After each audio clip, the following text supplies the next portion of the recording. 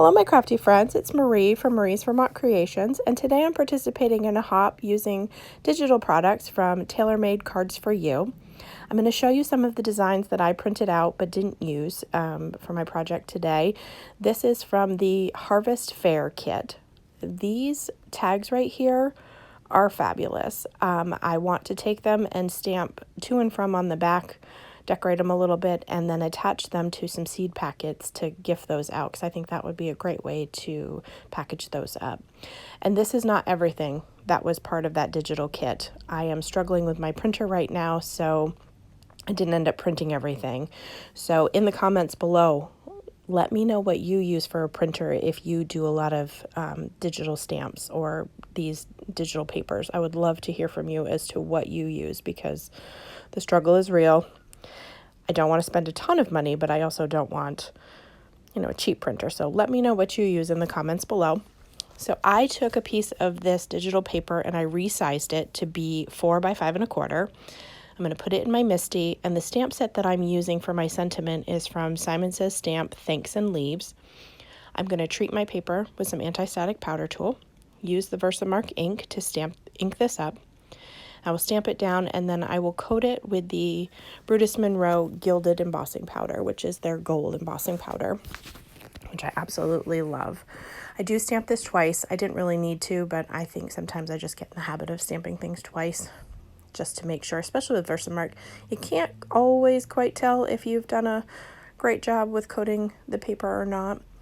So we're just going to get this coated with the embossing powder, and then I will heat set this with my heat gun.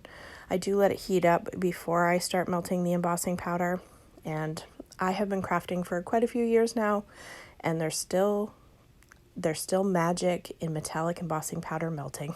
I'm not sure if I'm the only one, but I truly enjoy watching metallic embossing powder especially melt. So you can tell that it's ready when it turns from the grainy matte finish to smooth and shiny.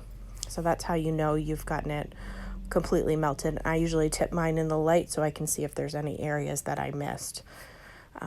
But you can see it here on camera a little bit as it turns to that shiny, beautiful gold color. So then the frame is just from my stash. It's some glitter cardstock. It's kind of more of a coppery color, but I took my Brutus Monroe rectangle dies and stacked them together and cut this out to make a frame. I'm just going to adhere some double-sided tape to the back of it. What I'm showing you now are called sparkle blends, and they're from an Etsy shop, which is called Doodle's Paper Playground. I will link them below.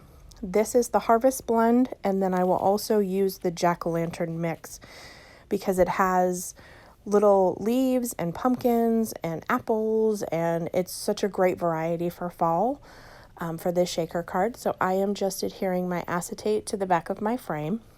And once I get that adhered down through the magic of editing, my foam tape will be on. I did double up my foam tape, but I didn't want to.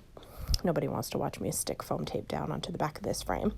So I was originally going to adhere some of these sequins to my pattern paper, and then I changed my mind. That's why they were on the table, and then I'm going to sit here and pick them all up. But I'm going to show you some of these great, there's little clay leaves and then an apple right there. They just have the most fabulous design, so I highly recommend checking them out. So once I get all of these in here, I'm going to take this beautiful digital paper and adhere it to the back of this panel so that all of my shaker bits are trapped in there. And then I will adhere that using some art glitter glue to my card base. So definitely check out the Taylor-Made Cards4u. I will link them in the description box below. There were 2 choices for digital kits, so there's another one that other people will be sharing throughout this hop. The next person who is in line for the hop will be listed in the description box below, so definitely follow along. I'm excited to see what everyone did with the different elements from these different digital kits. So I hope you'll hop along with all of us. And of course, you gotta shake the shaker once you get it all together. There's just something about it. It took me a while to get comfortable making shaker cards. I struggled for a while, so if it's something that you're not comfortable with, just keep at it. Try simple like this without a lot of a lot of extra little bits and pieces to put foam tape on. I do find that works easier. So as everything will be linked below for everybody, and I hope that you have a great day.